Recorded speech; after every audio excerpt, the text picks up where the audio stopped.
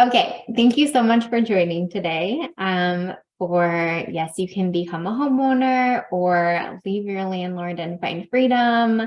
I said it a couple different ways because all of those are true, right? Let me hide myself so I don't have to look at myself. Okay, another another me is joining. This is hilarious. Okay, so let's jump in. I have some slides to share. And if you want to add where you're joining us from in the chat, that would be great. All right. And can you see my screen that I'm sharing? Okay, awesome. Okay. So yes, you can be a homeowner, become a homeowner. My name is Rose Cabral. Thanks for your patience.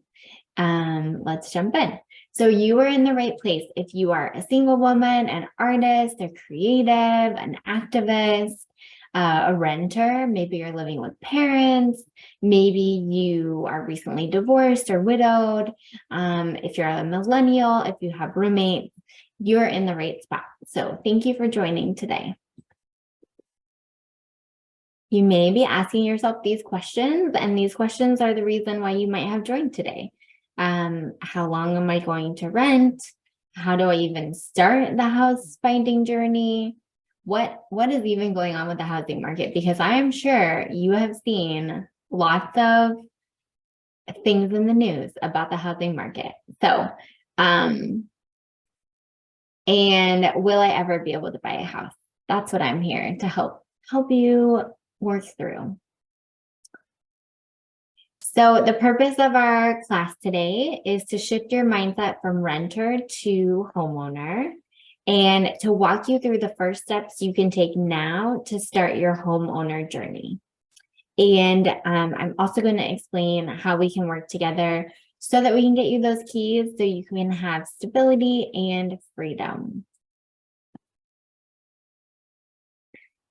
So a little bit of a recap of what we just said, why this matters to you.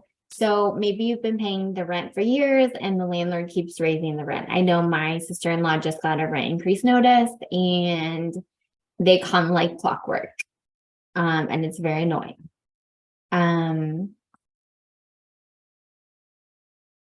Why this matters to you, you're ready to have a space of your very own where you can rest and relax and decorate however you want. Welcome to all the new folks that have joined. Thanks for joining us. And if you want to add in the chat where you're joining us from, and that would be great. I would love to see your faces too, but totally get however you want to show up today. I'm just appreciate you being here. Okay, why this matters to you. You're finally ready to buy a house, but you don't know where to start. And so take a second to imagine if you were able to stop worrying about the landlord raising your rent because you stopped renting and they're now a homeowner. Like, can you feel, like, how does that feel if you imagine it? For me, I feel like just like a weight lifted off my shoulders. Imagine if you had a home of your very own where you could paint the walls, have a dog or a cat, or both, or chickens, like I have chickens, and plant trees in the ground and watch them grow and not have to like have them in pots and move them all the time. So I want you to think right now, why is becoming a homeowner important to you right now? And if you want to share it in the chat, that'd be great. If not, if you're taking notes, just think about like, why now? Why is it something that you want to do? Obviously you signed up to come to this class. So what is important to you right now? And I will jump in a little bit about me because who is this person talking to you?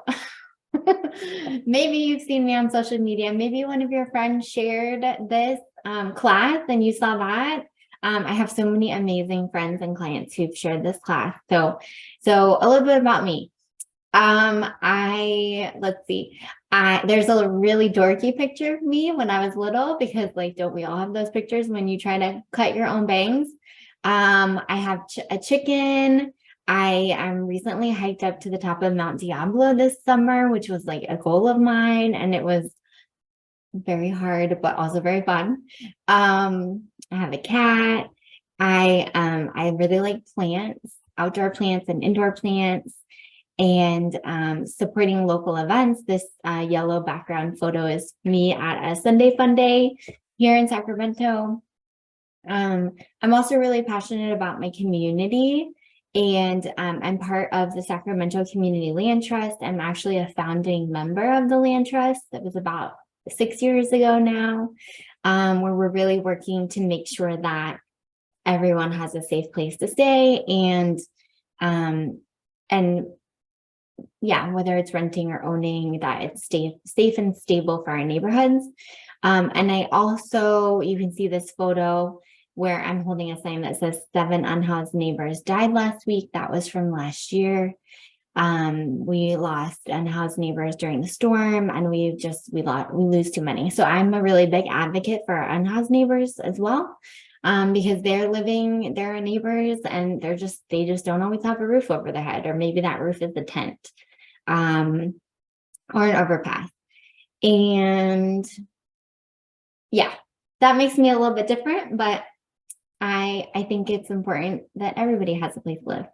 And the last photo that is on here is a picture of me at the beach, because I love going to the beach, the fresh air and the waves. I love it. So that's a little bit about me. Okay, let's see. A place of your own. So my daughter can have a dog and I can have a garden. Yes, yes. That is an awesome reason to be here. Okay, a little bit more about me, so you know that I'm not just some random stranger. I mean, I am, but I don't know. Okay, so my journey. Here's my first, in the top corner is my first business picture back when I became a real estate agent in 12 years ago.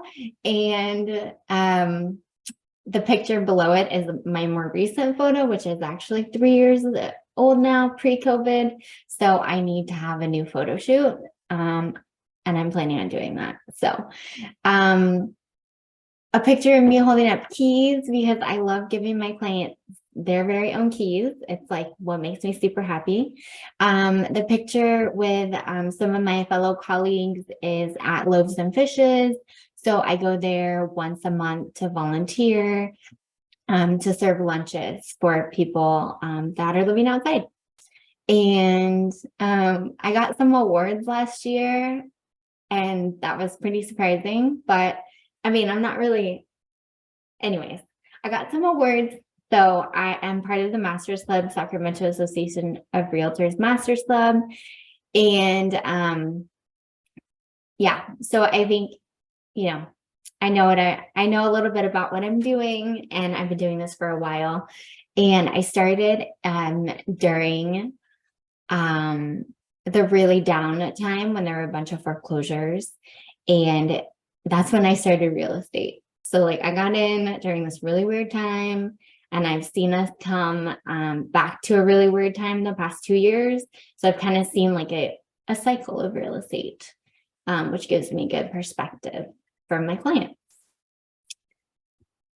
Okay, enough about me. These are some of my clients, and they got to buy houses, and I just love showing them off because I'm so excited for them, and just seeing how far they've come now that they've bought their houses, and it just makes me really happy.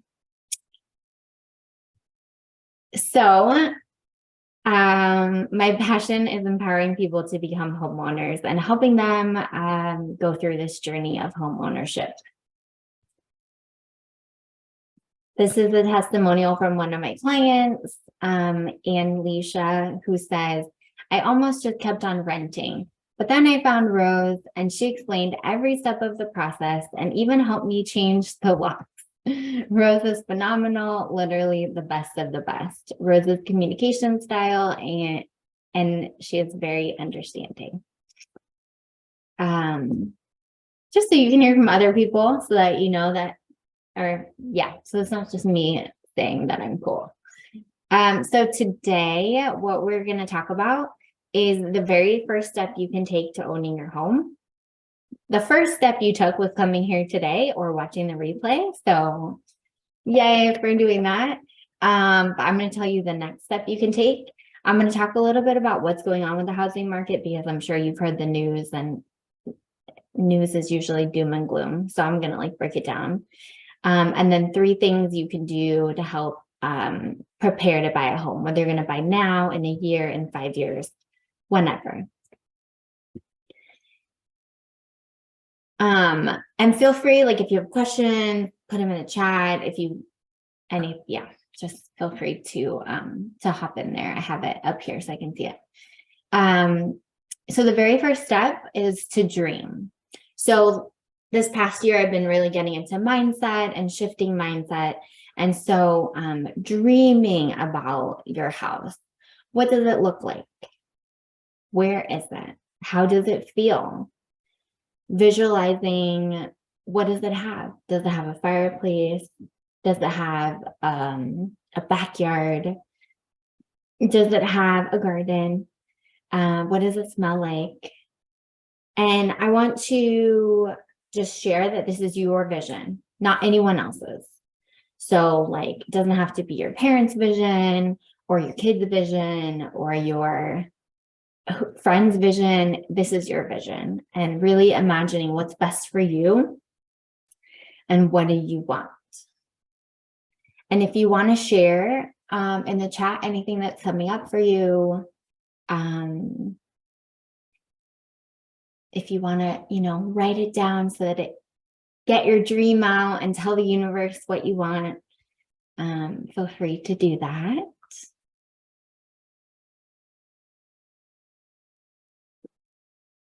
This is my favorite part because actually I have lots of favorite parts, but dreaming is sometimes we don't let ourselves dream. I lived in an apartment. I grew up in an apartment, and I was like, can I just paint the walls on my house? That'd be great. Because we couldn't do that. So let's see. I haven't been able to get clear on my dream home because I haven't been able to find anywhere I live. Oh, okay. So maybe we're going to make you your own built home. That's specifically what you want. Or maybe we just have to keep on digging in there to see what it is you want. And you can start with where you live too. Where you're at now, you could be like, what do I like about it? What do I not like about it? And you can start dreaming. And that way, it is hard to kind of dream sometimes, but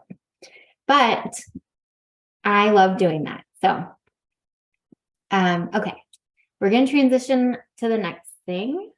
I know dreaming's fun, but we're going to talk about what the market is really doing. So, interest rates. Okay. Everybody is freaking out because interest rates are 7%. And yes, that sounds horrible compared to last year when or even earlier this year when they were 3%. It does sound horrible, but check out this little graph that I made that I wrote by hand. So in 1971, we were at 7.5%. In 1981, we were at 18%. So in that decade, it went from about 7.5% to 18%. So that's a big jump. And then it's been going down since then. And so 1984, it was at 14%. In 1990, 10%. We went down to 6% in 2006. And then in 2020, we were at 2%. So if you know anyone that refied or bought a house in 2020 and they got 2%, just tell them that's great. Good job. Maybe the only good thing that came out of COVID, 2% interest rate. And then we've been going up, right? So I have here 6%, we just hit 7%. But you can see that's not the highest, right? We're not back at 18%. We're at 7%. So we're kind of in the middle still. And the most important thing is what are you doing?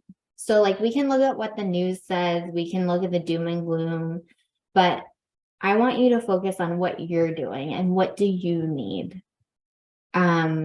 I bought my house in 2008, which I was at a seminar yesterday and they said that was the worst time to buy a house. And I was like, great, that's what I did. Because I didn't know, I just wanted to buy a house. I had gone to a bunch of realtors and somebody finally said I could buy a house. And I was like, great. They showed me 3 houses. I picked one. I bought a house. The interest rate, I wasn't really even paying attention to. I was just looking at my payment and could I afford my payment? And I was looking at what is my rent and what is the difference between my rent and that payment. And I bought my house and then the market crashed. But it's okay because I still have that house and it's gained a bunch of equity in that time, like almost doubled in value. And I was able to refinance into a lower rate. So my original rate was 5.75 and I was able to get it down to 3%. So it depends on like how long you're going to be in your house. If you're going to keep the house and have it be a rental, even if you move, there's more than just like, oh my gosh, the interest rate is horrible. So, also, okay, let's see, what's next? Buyers market versus seller's market. So I want to ask what market do you think we're in now? Or have you heard we're in now? Do you have any ideas on whether we are in a buyer's market or a seller's market? Buyer's market, okay. Anyone else have any ideas? And there's no right or wrong answer. I mean, I'll tell you what I think we're in, but you don't have to know. So, seller's market. Okay, so we have buyer's market, seller's market. So a buyer's market is when there are lots of homes on the market and lots of properties and they're sitting on the market and home prices, kind of the seller has to like cut the prices because people aren't buying them. A seller's market is when there are rapid home sales and the homes only are staying on the market for like 3 days and then they're selling and there aren't enough homes on the market for all the buyers who want them. And so right now we're kind of shifting. So the past 2 years we were in a seller's market. Sellers would list the house and then it would sell super quick, like 2 days, 3 days, it would already be pending. And it would sell for like way over the asking amount, like $100,000 over the asking amount. It was outrageous. So that was the seller's market.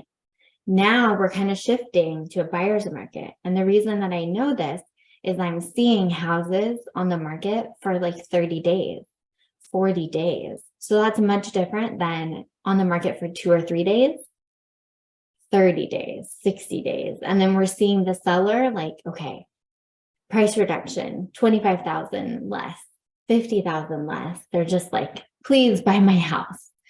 And so we're shifting to a buyer's market. So even though the interest rates went up, there are more houses that you can look at right now. And there are some things we can ask the sellers for that we couldn't before. And you have time to do inspections. The process is a little bit slower now. We don't have to like run to a house and see it right away. We can like go to the house and get, like spend some time there and get the inspections done and all of that. So, from my perspective, it is shifting towards buyers. It also depends on the time of year. So 80% of people move during the summer. And right now we're in the fall, headed to winter. And so again, like for school, some people will wait to move.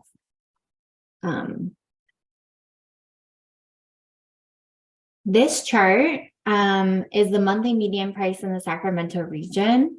And this is from Ryan Lundquist, who is an appraiser. His website is sacramentoappraisalblog.com. Super good information, very helpful and informative. Appraisers are the ones who like figure out the value for homes. And so it's good to kind of see what they're talking about in order to see what the market's doing. So you can see from this graph, all of these lines here on the bottom, they're kind of the same, right? They're steady. They're increased a little bit, but they're pretty steady, right? We have 2016, 2017, 18, 19, 20. And then, yeah, 2020, it got a little weird because this went up. The price went up a little bit more than it had before. And then 21, it was like, what is happening? Because it was way out and separated from these ones down here.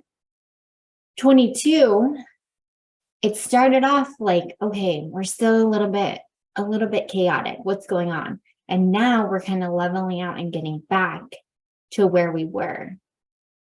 And maybe we're going to go back to even where we were on this graph before in 2020. We might kind of level out.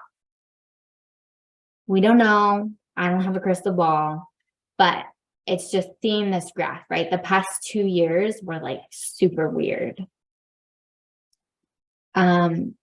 Another graph I have for you is days on market. So I was just talking about the days on market, but you can see from this graph in 2021, the average days on market, so the amount of time the home would be on the market before it went pending, 14 days, 11 days, 21 days.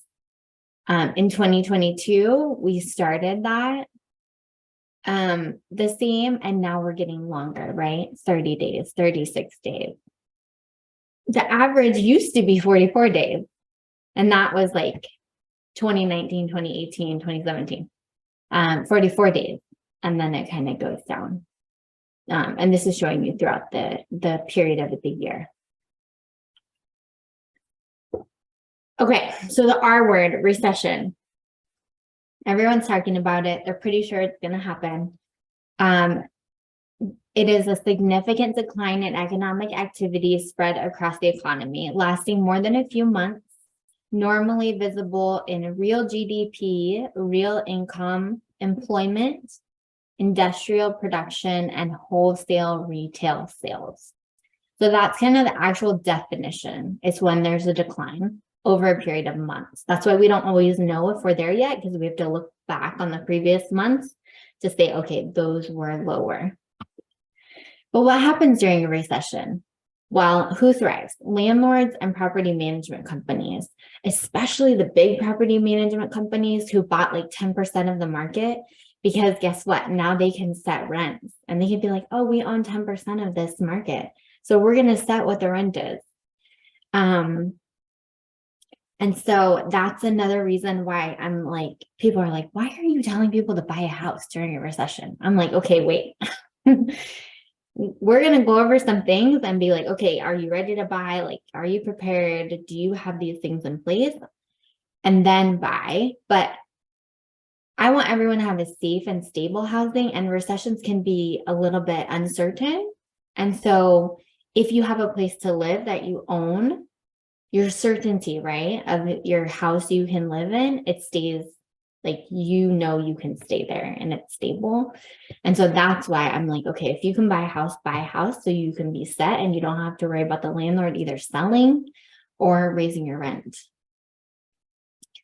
And recessions happen all the time, right? It's a cycle. So this is something normal that happens. Okay. So 3 things you can do right now. Well, wait until you get off of this call, but then go for it.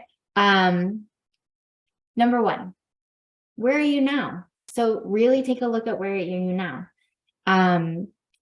See what your credit is. If you can work to improve your credit score, do that. There is a link I'm going to share in the chat called annualcreditreport.com. You can go there. It's free. Do not put a credit card number. It is free. And you can check your credit and make sure there aren't any any things that aren't yours on it. Also check your monthly statements and see if there's any of those ghost charges that like something you signed up for a long time ago, but you never use anymore. Just check those and you can cancel those. Once you know where you are, we can plan for how we're going to get you a house.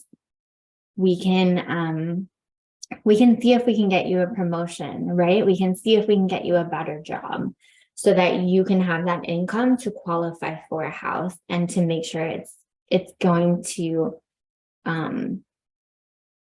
work for you. And this can be scary, like looking at your bank account, looking at your loans that you owe, like it can be scary, but just do it because it's going to be there whether you look at it or not. And it's better to just know where you are so we can, again, make a plan. The second thing I want you to do, and I know we talked about this a little bit earlier with the dreaming, is get really clear on where you want to be. So I want you to think back to the exercise we did about the dreaming, and I want you to kind of go into that more like a deep dive.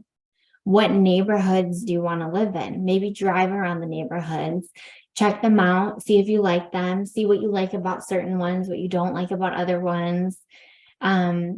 Think about the house. What does the house look like? Is it a new built house? Is it an old Victorian house? Does it have a fireplace? Does it have a pool? Just like get really clear about those things. I think that with a lot of my clients, once they're very clear, the universe will like make that house, like present that house to them. But they have to be very clear. So like if you want, so make sure you're very clear like on where it is too, because you can't change where the house is in a neighborhood. So if your perfect house exists, but then it's in a neighborhood that you don't want to live in, like that's not going to work. So be clear. Let the universe know very clearly what you want. And then the third thing you can do is set up your team future home. So make sure that you are talking to or following or reading about lenders, real estate agents. Also, like have your mindset. Like there's podcasts you can listen to. I put on here as well, like meditation and movement, because when you're going to make a shift, when you're going to make a change, sometimes that can be really hard to do. And so something to help with that is like having a routine, having some way to like get the energy out or like move the energy around. So start setting up your team future home so that when you're ready, you have all these people you can call on and you have all of this like knowledge that you already have. So I know that was a lot and I know we got started a little bit late, but I want to hear what's been most valuable today for you. And if you have any questions or anything you want me to dive a little bit deeper into.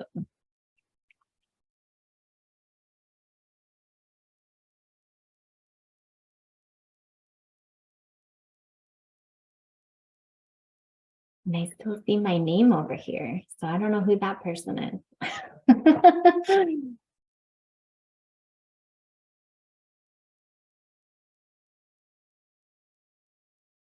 Question about credit score. What is the best score? Oh, good question. Okay. The score ranges from like 300 to like 700. And so if you have a 700, it's like great. Gold, or is it 800? It might be 800. I should know this. My lenders will remind me.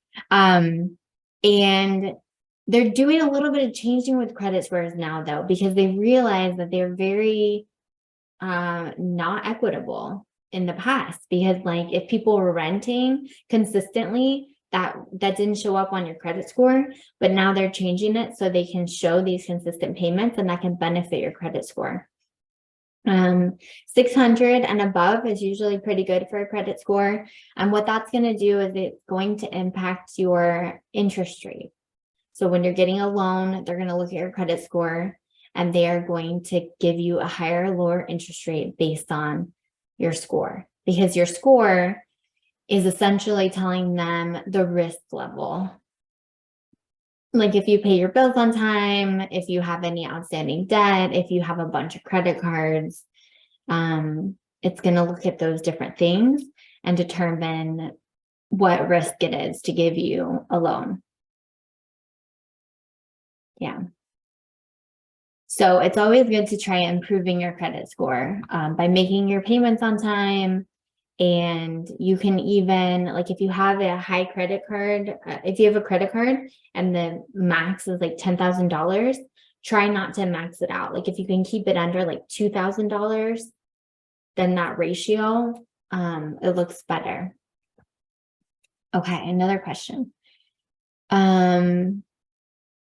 Preparation stage and trying to get a promotion to get better income status. I've heard it's not great to change your job when applying for a loan, though. Is it true if you stay in the same industry field, it shouldn't matter as much? Good question. So I just like everyone to level up, and that's kind of how I am. I'm like, let's just try to get you some more money and like better job, entrepreneur, all the things. But if you are applying for a loan, and it depends, and it really depend on like how far out you are in the home buying process. But if you are like, you have a loan and you're actively looking for a house, don't change your job. Like that is the worst thing you can do. So if you get a promotion though, that's usually like in the same job, so that'll be fine. But if you're changing jobs, really look at that plan that you have for yourself. And if you are going to change jobs in a year and you want to buy a house in a year, that could work out. But if you're going to change jobs, yeah, just look at the timeline when you want to do it. If you're in the same industry, it shouldn't matter as much, but the lender is going to look at the past 2 years of tax records and the past 2 months of your job income statement. And so you're going to want to make sure that you can provide those to them. And sometimes for entrepreneurs, you have to provide way more information. It's still possible though that you can buy a house, but you just have to show on paper, like, hey, this is how much I made. Sometimes you have to do like profit loss statement. Yeah, I hope that made sense. It is good to be careful though. And that's another reason to have a team, so that you can talk to the lender and be like, okay, lender, I'm thinking about changing jobs. Like, what should I do? When should I do it? Let's figure this plan out. Okay, what are some good resources for finding programs for lower income prospective buyers, especially for down payment assistance? Thank you for asking that question. I forgot to mention that. But there are definitely programs. And another reason that I want people to imagine and dream about becoming a homeowner is because they are making these programs and they're going to be sending some more money into these programs, especially in California, but throughout the country. We're going to be having down payment assistance programs so that people can have money that they can put towards that down payment, and maybe they don't have to bring any money to the closing table. And then either it's paid off later or it's just a grant that's forgiven.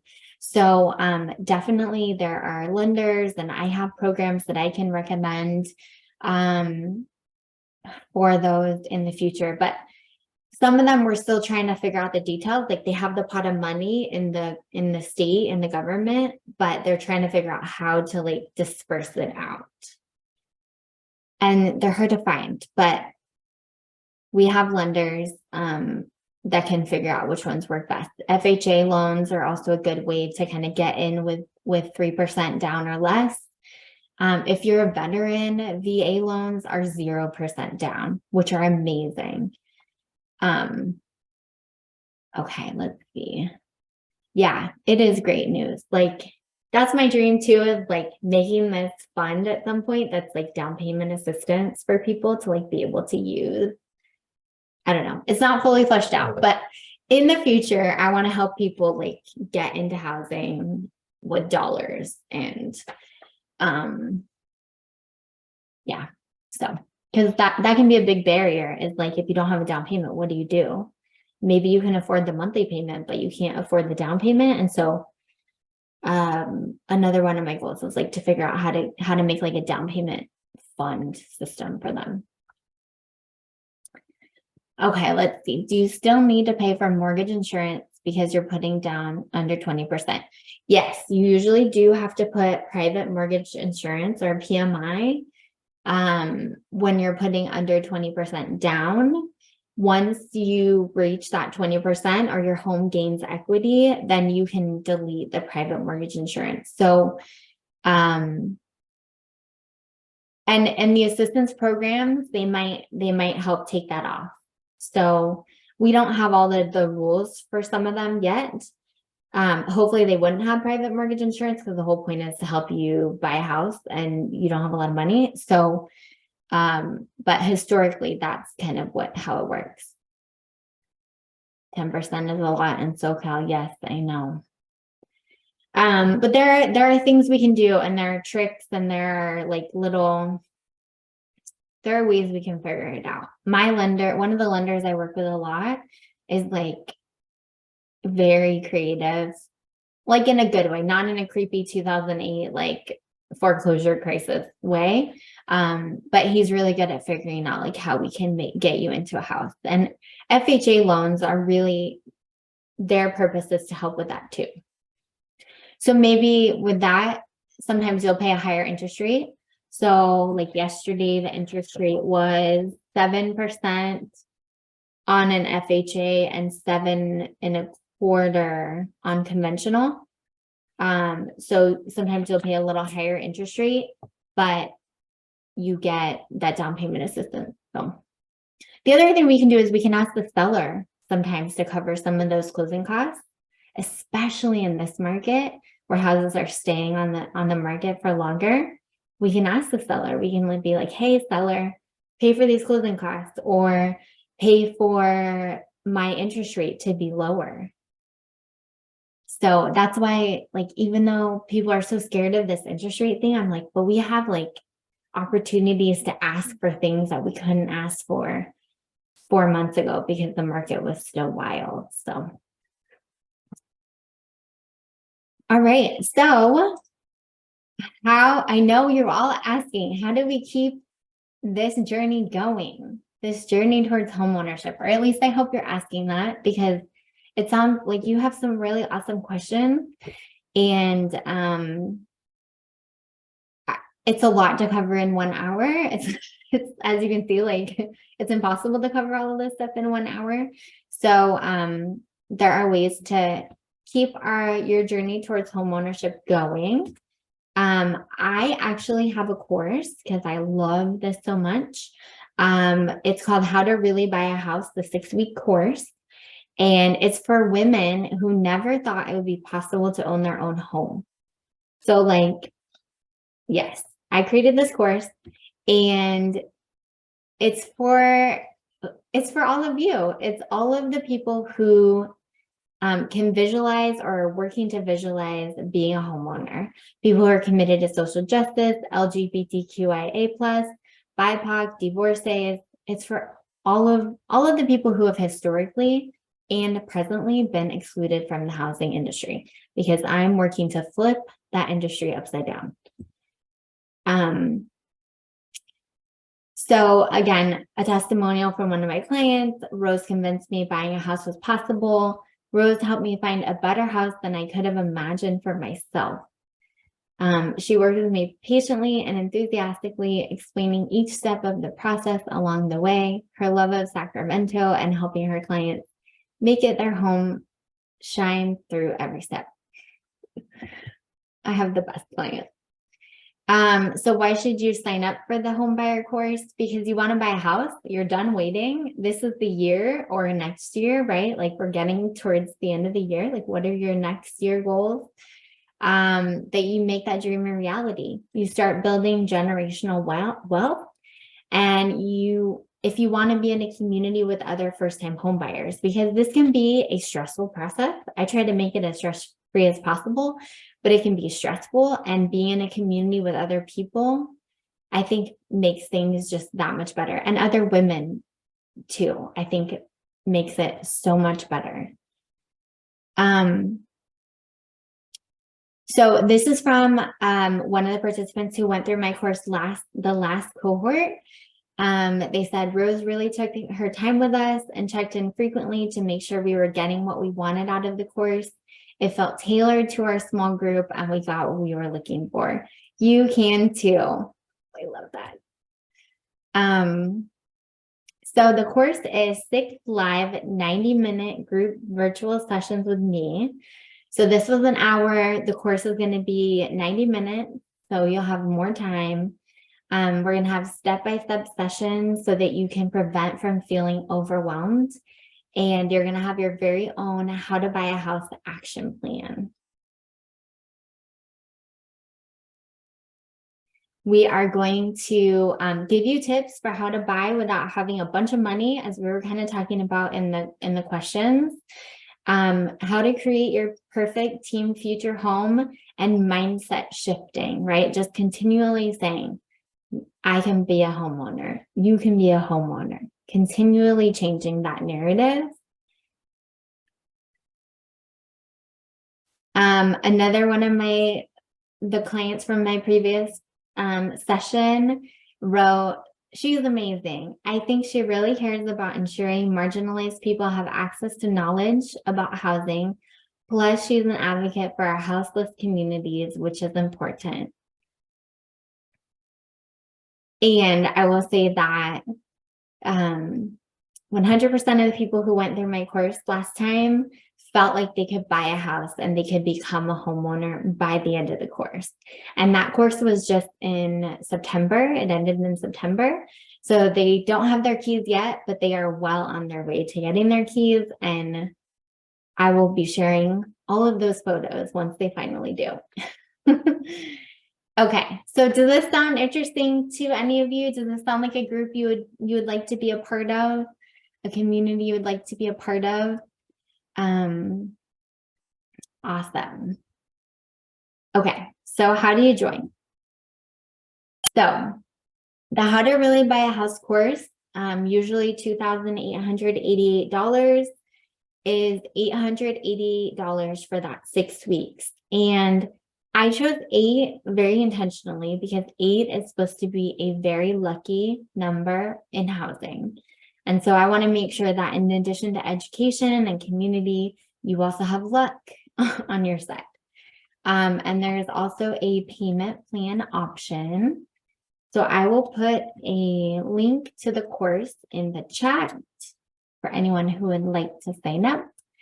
And we are going to be, I'll also note that 10% of the funds that I get will be donated to Indigenous communities through a land trust here it's actually in the Bay Area, the Segura Community Land Trust. And I also will add that I have 3 spots open for community members who might not be able to pay this amount. So if you are interested or know anybody interested in those community spots, please let me know and I would be happy to send you the little super short application for that. Because accessibility is important to me and making sure everybody can buy a house.